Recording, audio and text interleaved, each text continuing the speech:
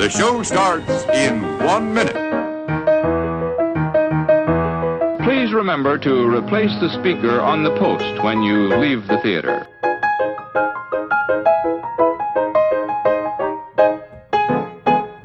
And now, on with the show.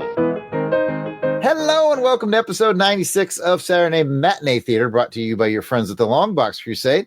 We're here in Casa de Vega in our recording studio set up in one of the many unused rooms in the Vega home. We have got quite the spread of tacos, burritos, enchiladas, tostadas. It's all provided by a nameless company, Pat. A nameless company. I am your host, Jared Ulrich, the art sale artist, and joining me, as always, is the Philip to my James. It is Pat Sampson, a.k.a. DJ Cristados. How are we feeling today, loyal friend Cristados? Well, Jared, I am doing great. I'm glad to be back here. I see you are enjoying the spread that Pat and Dave's Come Down on Them Tacos has provided you. Unnamed. Yeah, and it's my time. I'm naming it now. I thought you were leaving it for me to name it. So, okay. So it's Delvin's we do sanity. He hates it more than anyone else. We do it for Pat and Dave's Come Down on Them Tacos catering. We're starting here now. It's a catering service. We do, weddings, fiestas, things like that.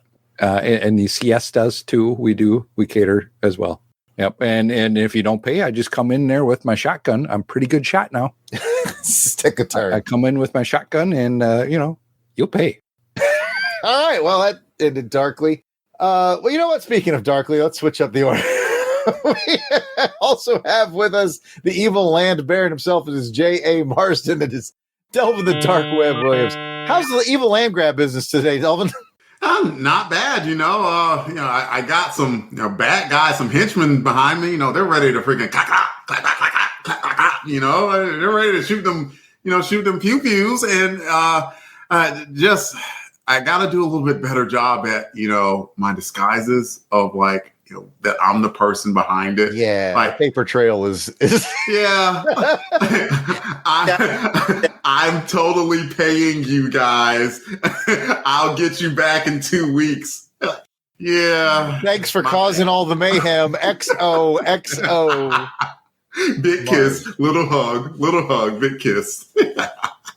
Oh, and that leaves our enthusiastic butler, Ronaldo. That part's played by my brother, Jason the Weasel Skull Albrecht. How are we doing today, Jason, with the sketchy internets? Internet is sketchy, man, and I am tired. I mean, I've been lugging around all those cases of dynamite. I had to climb up the side of that wall. I had to lay down the law with that minigun. I had to carry that minigun back down. It was quite a day. And I don't get paid enough for this S. It's fair. It really is. He never seems to get paid enough. No, he doesn't. It's almost like I've started writing him those specific roles. And all. I saw your receipt, Delvin. I know what you're getting paid. I want to get paid at least that much by my employer. Saw the paperwork. All right. With that, Pat, give us that show description. Well, Jared, I'm glad you asked. Saturday Matinee Theatre is a retro review show brought to you by the LONGBOX CRUSADE, where we'll be taking you back to the past with some potentially overlooked retro awesomeness in the realm of television, movie serials, or films. Basically, if it's vintage and it's kind of forgotten, we're going to dig it up. On this episode, we will continue our dive into 1937's Zorro serial. Zorro Rides Again. 1937's Zorro serial was produced by Sol C. Siegel. It starred John Carroll as Zorro, Helen Christian as Joyce, Reed Howells as Philip, Duncan Ronaldo as Ronaldo, Noah Beery as J.A. Marsden, and Richard Alexander as El Lobo. So grab your 6-shooters, oil that whip, and ride into adventure. But don't forget, don't sign that paperwork with your name on it. Yes, that's good advice.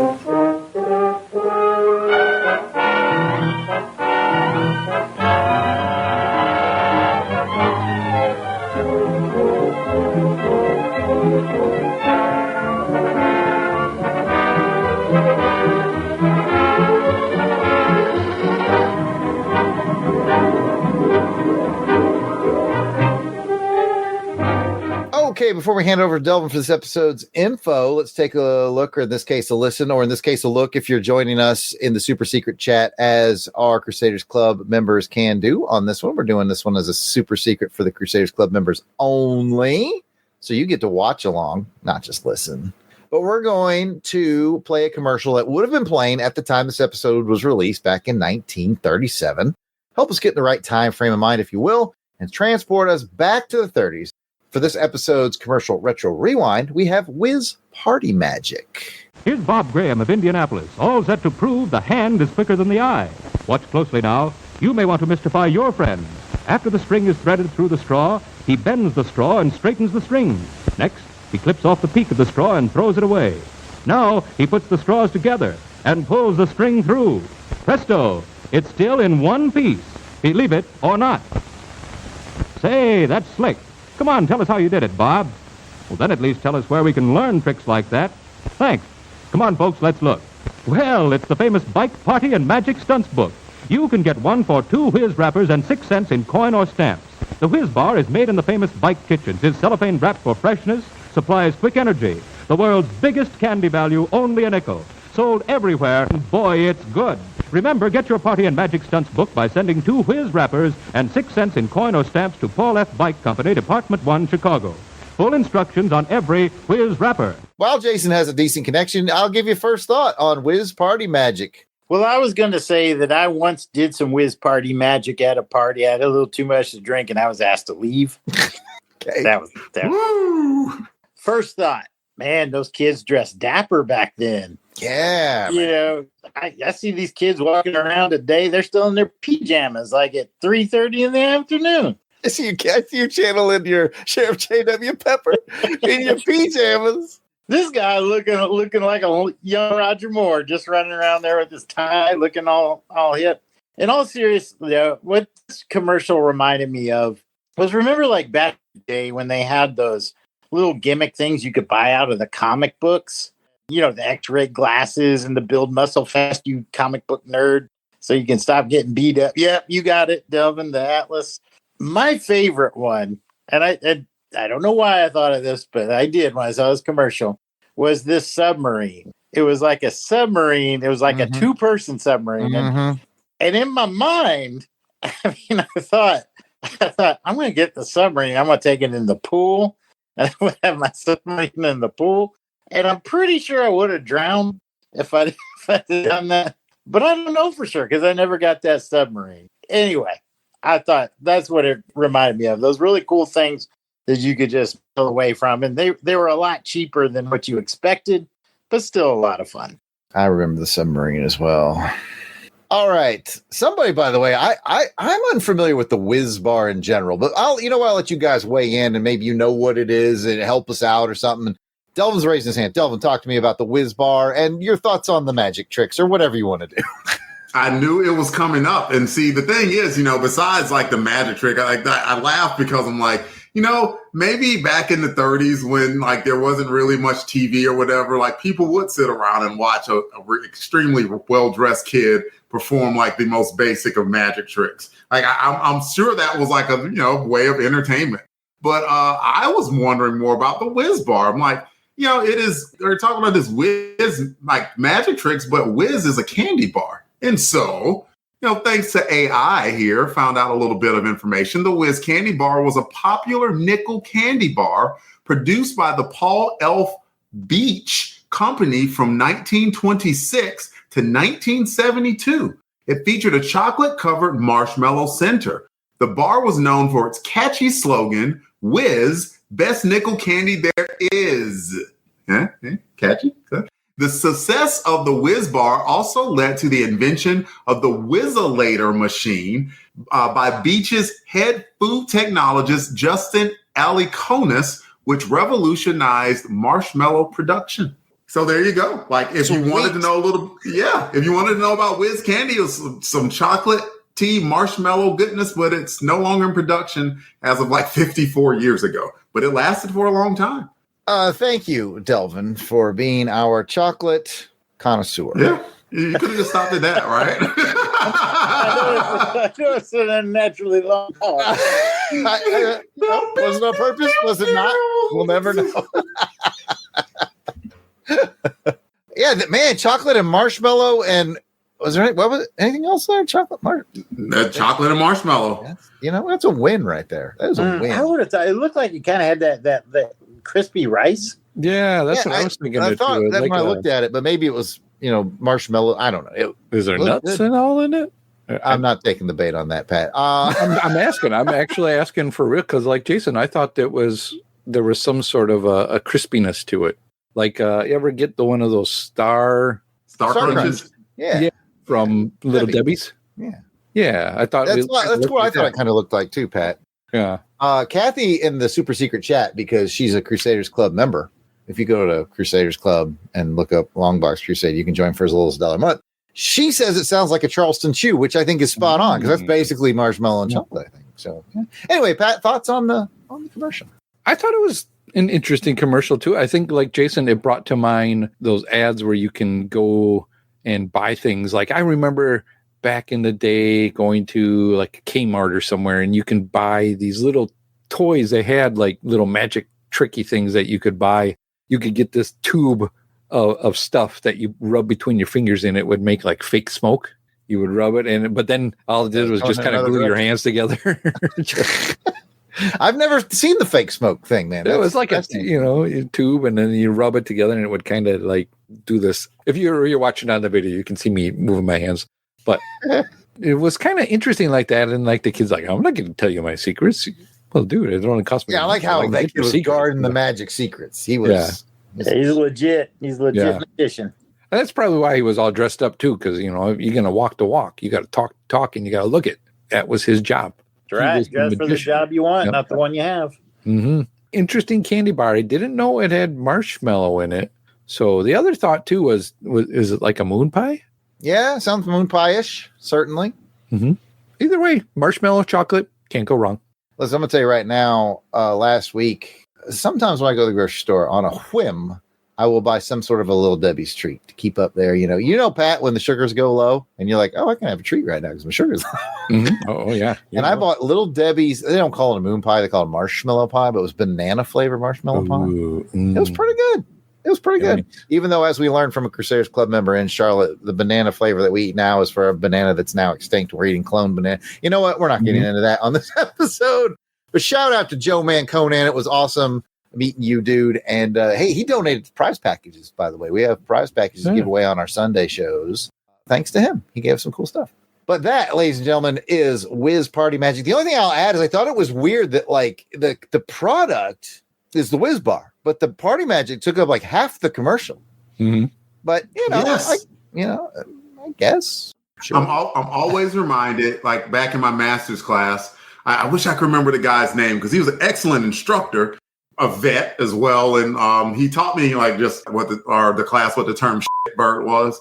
He was like, a shitbird is a shitbird. Way to use the definition in the. Anyway. So what you're saying, it poops a lot. I still use that term to this day. That's a very military term, isn't it? Pat, have you frequently hear bird in your life? Because I heard it all the time. No, that's the first I've heard of it. I think it's a military term. Yeah, just a worthless person is shit. Okay. Yeah. All right. Anyway, the thing that he taught, because it was a business class, he was saying that like 95% of the commercials out there are crap. And the reason why they're crap is because they fail to advertise what the product is. You watch some commercial and it's like, oh, ha, ha, ha, that was funny. It's like, well, what does the product do? Like, what are you going to get it for? I don't know. So sure enough, you had this Whiz like magic trick thing, and you would think that Whiz was like a magic trick making company. And it's not. That's what I thought at first, right? Like a book or something, yeah. Kathy's getting into it in the chat. But I like how her spell check saves her from using a bad word in the chat. Shot on a shingle, baby. She said she's heard of shot on a shingle, which I've had shot on a shingle as well. I've had it as well. We'll keep it clean on the episode from here on in. All right, Whiz Party Magic. There you have it. Now that we're in our 1930s mindset, let's go to Delvin for our episode info. Chapter 7 was titled Burning Embers. The release date was estimated to be around November 27th, 1937, with directors William Whitney and John English, with writers Frank Adrian, Morgan Cox, Barry Shipman, John Rathmel, and Ronald Davidson. There were no guest stars of mention in this episode. As a reminder, all 12 episodes are available on YouTube. We highly encourage you to watch this episode before proceeding with this podcast, because not only is it just more fun that way, but Jared is about to give a synopsis about this episode, and then we're going to discuss it. There's going to be some spoilers heading your way, so if you haven't watched this episode, we recommend you pause here, go check it out on YouTube, and come back and join our discussion. It's only about 17 minutes per episode, so it's not that big of a time demand.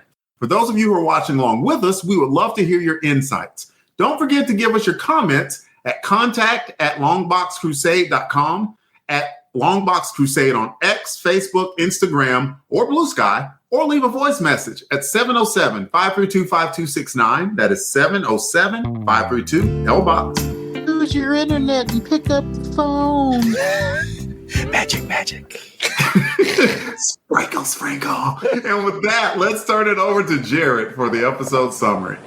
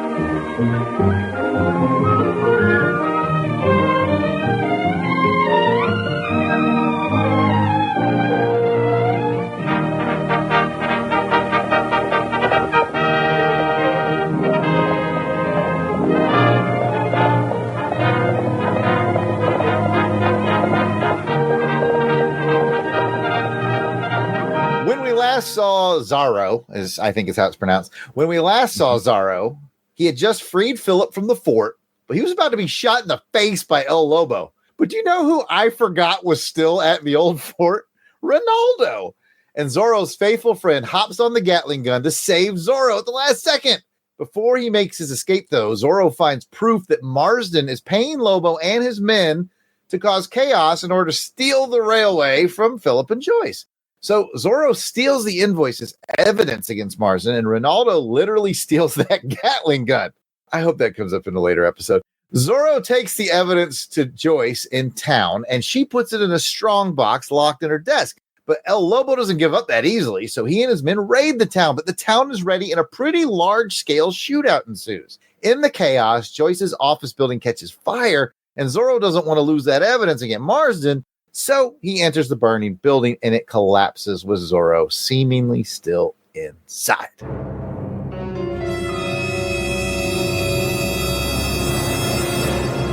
Okay, it's highs, lows, and what does in an episode that doesn't have a lot. It's a very action-based episode. So I'd be interested. I was thinking earlier today, are we going to get through 2 rounds of this? Let's find out. Jason, you get to lead round 1. Ooh, there was quite a bit to talk about in this one. I guess I'll start with a high with the action. Man, this thing was balls out crazy action, man. It just was, the whole town was involved in this shootout. I don't understand why they didn't have the minigun up there on that barricade. I think that would have been a definite force multiplier, as we used to say in the military. Could have come in handy. But as far as the action goes, oh wow, this one was just this was going crazy. I didn't forget that Ronaldo was there. I just didn't think he would be able to climb up the side of that wall. So I was really impressed. Old man got some skills. He's got some grit, and he came to his buddy's aid there. So great action in this one. I have to agree, and I'm impressed that. Well, maybe I'm not impressed. Maybe I'm just an idiot. But yeah, I was like, because all between these episodes have been like, man, you got shot in the face. How's he getting out of this? And when Ronaldo showed up, I was like, Oh, yeah. I forgot he was still out there. I was the duped one. Delvin, were you duped, not duped? And continue the discussion, sir. I did not think about Ronaldo, so that was a good save, and it was plausible. I'm okay with that, as opposed to I miss, or bang, and then all of a sudden the next scene, John's just okay and just walks off. The classic Batman plane crash maneuver. I am a ghost. Ooh. Yeah, nothing of the sort. So I was okay with that. What I wasn't okay with is, I'm not a morbid guy. Y'all know that. I'm not one for, death and murder and mayhem, but why didn't Zorro just have Ronaldo shoot the bad guys right where they were? I thought the same thing. I was like, mow them down, Ronaldo. Mow them all down. None of this would have happened. And Zorro's like, no, let them go. I'm going to jump on the horse and escape, and they're going to chase me. What? But then he picks a few off, but then he's fine with picking a few of them off after he chases them. Yeah. That was the big logic loop that just escaped me. Did not agree with that at all. Like if they already had you in a position, they've shown that they're bad guys, they've shown that they're accosting you. At that point, it's self-defense. And I'm not sitting there like saying that you should just wantonly hurt people, blah blah blah. But they're bad guys. Take care of the bad guys. Yeah, here's the thing. If I'm ever kidnapped and these guys are like, we're going to kill them by noon, and like it's 11:59, and you guys sweep in to save me, and you get me all untied and all that, you can go ahead and kill all those dudes. It's fine. You just kill them all because, these are the dudes that kidnapped me or are about to murder me. I'm okay with it. So don't feel bad about it, Delvin, because I thought that exact thing. I was like, Ronaldo, just mow these fools down. But then the credits would roll and we wouldn't get, the next 5 episodes. Pat, you get to be anchorman on round 1, again, on an episode that doesn't have a lot. It's kind of a big action episode. Yeah, that is true. I will kind of just go off of what Delvin was talking about with later on, after he rides away from escaping from the fort, you get into a big action-y chase, a horse chase going on, and both a lot of them are shooting and Zorro's shooting back at them. I counted way more people on horseback chasing this guy than there was in the fort. Lobo has like a cloning machine somewhere because he always has more guys. That was just crazy. I'm like, where did all these horses and guys come from to chase him? And then like he was way ahead of them that they had time to get to the city, tell the people, hey, they're coming, get your stuff ready. And then they had this big wall of barricades set up. Like it was super high walls and all. I'm like, man. You know what? I can't. I got to go back through the rounds. It's bonkers. You're right. And I have a question quasi-related to that, but there's not a lot to talk about in this episode, so I want to let you guys go through another a round of discussion, and I'll bring it up if it hasn't been addressed. Jason, back to you. Good luck finding something to talk about. Oh, no, I got something, because I was a big fan of The Wire, and Stringer Bell, played by the incomparable Idris Elba, there was a scene where they were meeting, talking about this crime they're going to pull. Somebody's taking note, and he just calmly leans over and says, you don't take notes when you're doing a criminal conspiracy. and boy, Marsden probably should have learned a little something from Stringer Bell. Hey, I had a bad day, Jason. Okay, cut me some slack. I get it. Finance was all over your case, making sure you were documenting your receipts, but you do not write receipts when you're conducting a criminal conspiracy. That's a what? Fair. Which brings it back to Delvin. What else, man? The burning building collapsed. That's about it. I will give them credit for just going all out with the action, though. And it at least was easily understood action, because that was kind of the complaint that I had early on in the series, where some of it just seemed, mindless. In this case, the action has picked up to the point where, like, the whole gig is up. Jig is up? I looked it up and I still can't remember. Jig, gig, one of those words are up. And it's like, yeah, so we now know, like, I'm interested to see how it ties into Marsden and how Marsden, eventually gets his comeuppance. So, like, I do like the buildup that got us to this point, and that even though it took almost an exposition level of like, tee hee hee, I have paid you and your bad guys, El Lobo, do the evil deeds I need you to do. So, like, despite that, it's still a very good build up to get to this point. So it has me on the hook. So I'm happy about that, because before it was losing me a little bit, and it's not losing me anymore. Yeah, they definitely picked up the pace. I think this was a shorter episode, and like I said, listeners, this one's pretty much all action. It's Zorro escapes, horse ride to town, shootout in town. Zorro seemingly dies in a fire. Pat, bring it home. Let's talk about kind of what we find out. There's two things Zorro finds out here. One is that it's Marston behind it, and we also get the name of El Lobo, which is Brett. I can't catch his last name. Michaels from Poison. Yes. Yeah. I think that was it. He's trying to live big. He was a fallen angel. I knew we were going to start. Yeah. It was funny because then everybody else around him was kind of calling him Brett already, right? One of the guys called him, "Hey, Brett, check this out. Coming." I'm like, "Oh, okay." I told you guys, call me El Lobo. El Lobo. Come on, guys. Let's stick to the business. But so the business paperwork had to be legal, so you had to use formal names and all that. Yeah, but I like that Zorro kind of calls it out. Now I know what your name is. Nice to meet you. You got to wonder too, is he like trying to be cool like Zorro? Because for those of you who don't know, Zorro means the fox. That's translated in English. He's the fox, and so El Lobo is the wolf. Is he trying to be like Zorro? Like, I want a cool desert animal nickname. Yeah, I guess I didn't get that, but that is an interesting take on that. We mentioned again that this is a very short episode, maybe 15 minutes long. The first 5 minutes is introduction and then a recap, which they do a totally different way. Yep.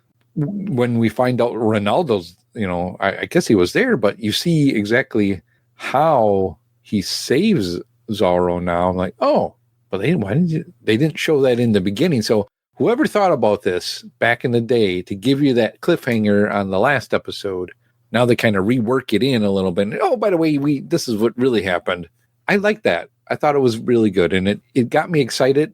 And then the rest was just all in balls to the wall action going on here.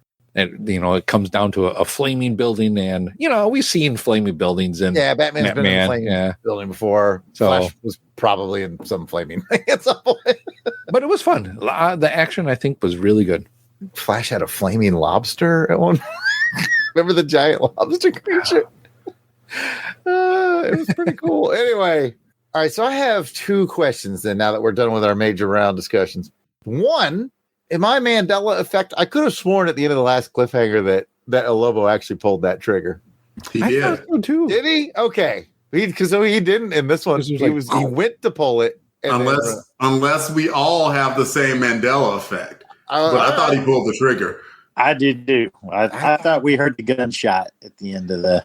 Yeah, I may have to go look into that and see what happened there. But either way, I'll let it slide because it was such a fun cliffhanger. And they duped me. Either way, you whether he shot or the other men that are around him could have shot, and somebody would have got him, right? It would have been cool if they had only heard the shot and then in the cliffhanger and then come back and find out it was a warning shot from Ronaldo. Yeah, that would have been like the perfect tie-in. But and then Ronaldo should have killed all those guys.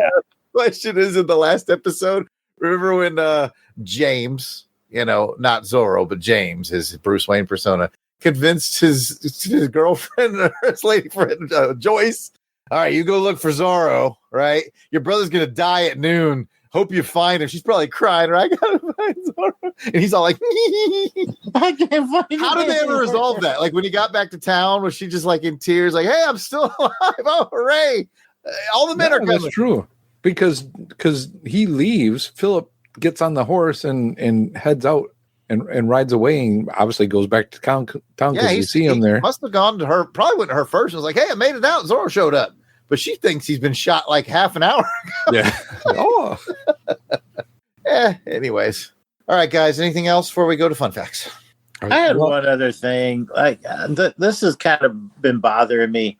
the lockbox that Joyce puts the evidence into and then stores it into the desk. Well, number one, she's like, no one will look for it here. Like in a desk drawer, I think that would probably be the first place they would look. And then when I looked at the desk drawer and saw a strongbox, I go, probably in the strongbox.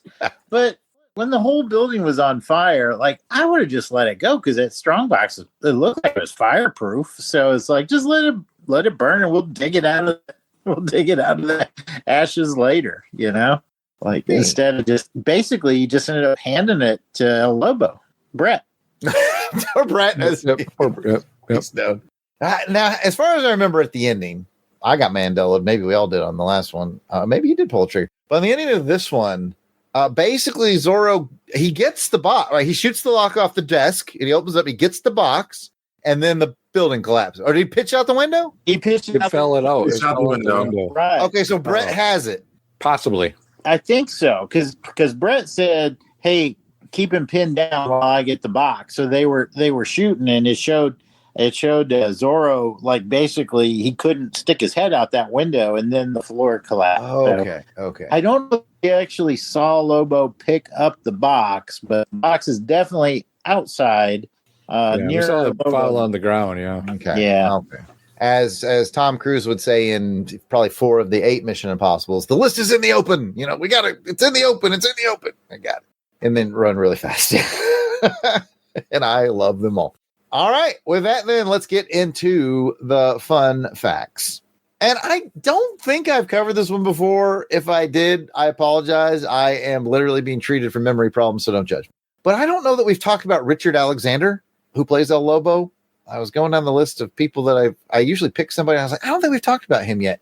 If not, well, here comes a fun repeat. Richard Alexander, who plays El Lobo, a.k.a. Brett. Dude was in some stuff, man. He has over 300 credits to his name. All right. Including All Quiet on the Western Front, which was one of the very first movies to win the Best Picture Academy Award once the Academy Awards were. It wasn't the first. I think it was a movie called Wings was the first. All Quiet might have been second. It's one of the very early ones. And I've seen All Quiet on the Western Front, and it is a silent film, and it's very good. It's very interesting. It's a very deep movie. So it was literally quiet on the Western Front. It was very quiet because it was a silent film. You know what? I couldn't remember any other characters except for the main guy, and I could remember one other character from that movie when I saw it, and it's the guy that Richard Alexander plays. He plays this German, I think he's an NCO, a very bombastic guy, and a very likable guy, too, as far as, war people from Germany go.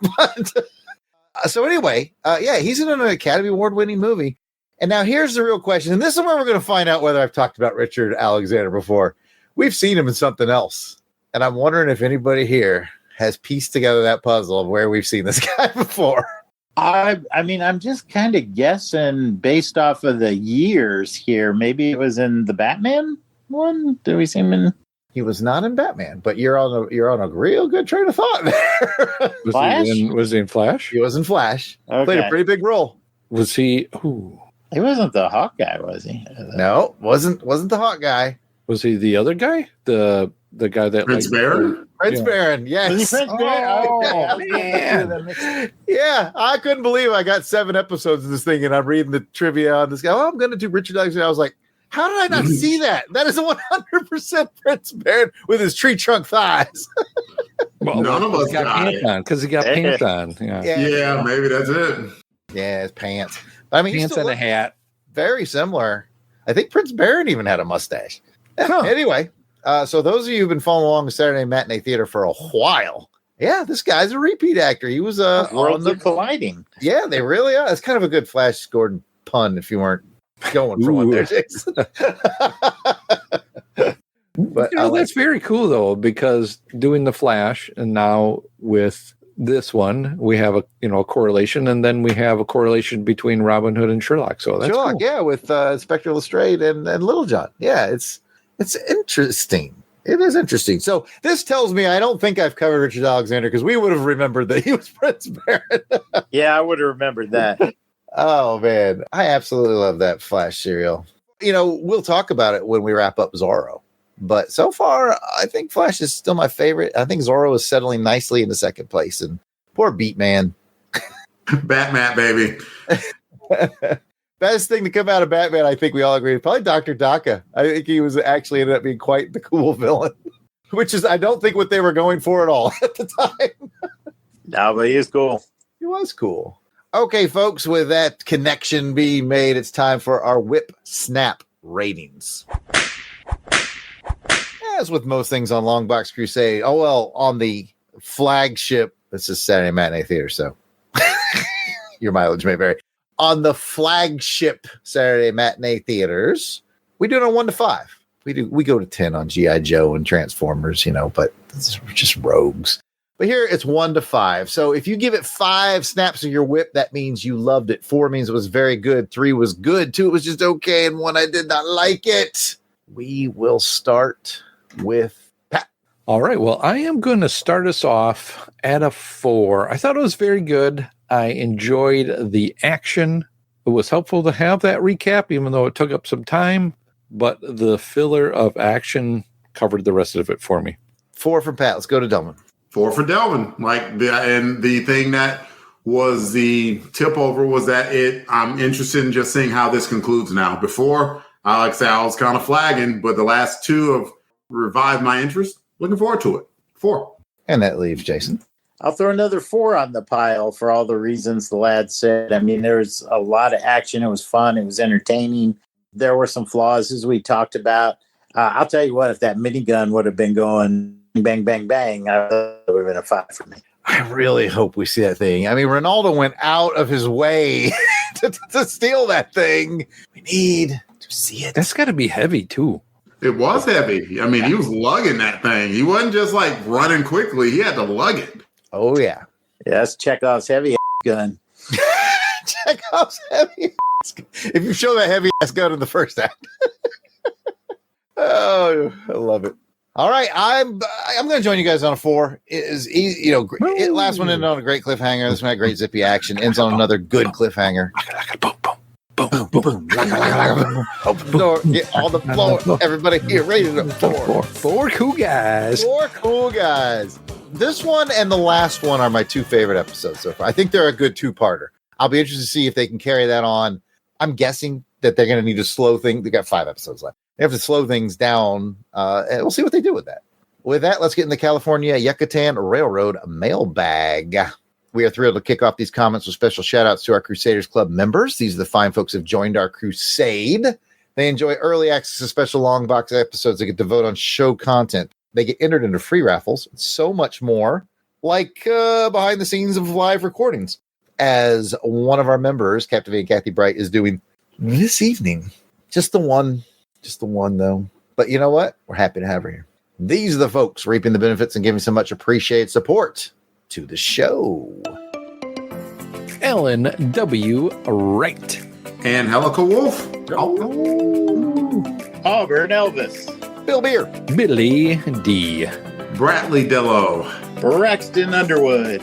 Carrie. Clinton Robeson. He does deserve to be sung to sometimes. Captain Entropy. Clark Westfield. Dave Collins. By the way, Eric Hodges. Eric Porter. Ezra Gallo. Gary V. Gene Hendricks. George Meal. Gerald Green. Heinz K. Django Unfettered. Jason King. Jason Lady. Jeff Bollier. Jim Jarman. I hope you like Jim Jarman too. We do. Jim Meal. Joe Man Conan. Joe Thomas. John Watson. Josh Strickland. Candace Ward. Captivating Kathy Bright, the MVP in the chat. Matt and Lizzie Passo. Mark Ross. Michael Minton. Miranda W. P.D. Devons. Paul Hicks. Rick from Jeff and Rick Present. Ronald Easterday.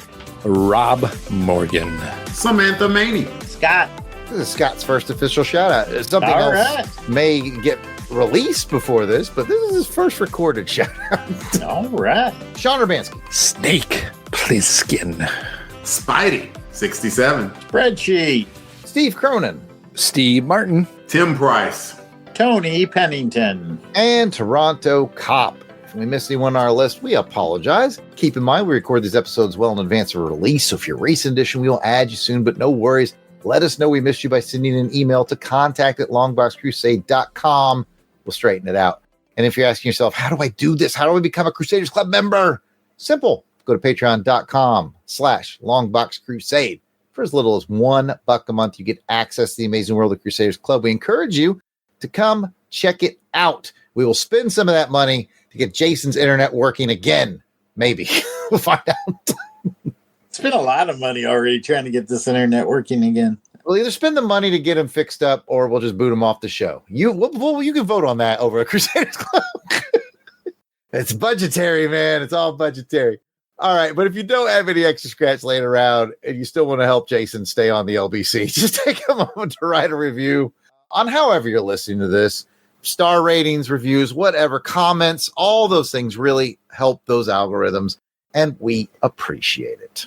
All right, folks, so don't feel bad that, we're always complaining that nobody leaves comments and nobody actually listens to the show. But there's no reason to feel bad on this particular episode because Chapter 6 hasn't come out yet. When it does, we will be back with comments from Chapter 6, The Fatal Shot. Hopefully there will be some. I hate to make that promise. For the love of God, I hope somebody left something. We'll make it up. We'll make something. Yeah, we'll just make something. Small brick. This is the greatest show ever. Quit picking on Weasel Skull. Brett the Wolf. The Wolf. Yes. Lobo. Oh. All right, folks. So no comments on this episode. But of course, you're always welcome to leave us a voicemail. We'd love to hear your voice on this show. 707-532-5269. 707-532-LBOX. Pick up the phone. Lobo. Well, that's it for this episode of Saturday Matinee Theater. If you'd like to hear more from us in the realm of comic books, action films, and more, check out the Longbox Crusade. Pat, where can they find that? Well, Jason, I'm glad you asked. You can find it out on pretty much all those podcatchers that are out there, or just go to www.longboxcrusade.com. You can find us on X, Facebook, Instagram, Blue Sky, and YouTube. Just look up at Longbox Crusade and you will find us. Like us, subscribe to us, and comment, because that does help the algorithm. Back to you, Jason. Thanks, Pat. And if you're like us and James Bond fanatic, and you want to hear us on our track through all things James Bond, check out On Her Majesty's Secret Podcast. Jared, where can they find that? Oh, that's available on most podcatchers out there. You can find On Her Majesty's Secret Podcast out and about. Or you go directly to the source, which is secretpodcast.podbean.com. And over on the X, we are at OHMS Pod. And you know what? Just as a fun fact about that, our friend, our Crusaders Club member, Rob Morgan, who also loves our Bond stuff, messaged me that La La Land Records is sending me another bill. They've decided to do the expanded complete edition for On Her Majesty's Secret Service soundtrack. And, that's one of the best ones. So that's a banger. I've already ordered it. But hey, you know what? That's a discussion for OHMS Pod. Come check us out. On Her Majesty's Secret Podcast, we'd love to talk Bond with you. And if you'd like to chat with us online, we can be found at... Pat, why don't you go ahead and kick us off? Well, Jason, I'm glad you asked. You can find me at Christatos01 on the X. Otherwise, if you're in town here, Pat and Dave will be here at Pat and Dave's Come Down on Those Tacos. Come and see us. Sign up for our catering service. All right. Thanks. Delvin, what about you? Mostly on Threads, Delvin Ray. Instagram, same handle. What about you, Jared? I am at Yard Sale Artist on X, Facebook, and Instagram. It is all at Yard Sale Artist. And on some Tuesdays, I can be found at Rodeo Mexican Restaurant in Dothan for Taco Tuesdays with my friends Randy and Jose. Jason? Well, you can find me at Jason Albrick on Instagram. And every once in a while, I make it down to my favorite local restaurant, Bow Legs, where you get the great shrimp po' boy and get that cod basket. Oh, it's good. Well, it's time to get your quiver filled with arrows. Get ready to fight against taxation without representation, because our next episode will continue our journey through the 1955 adventures of Robin Hood, the television series. We'll see you next episode for episode 14. We're at 14 already? This thing is flying by. It's called The Betrothal. That's interesting. The meetup location? Sherwood Forest. Bye.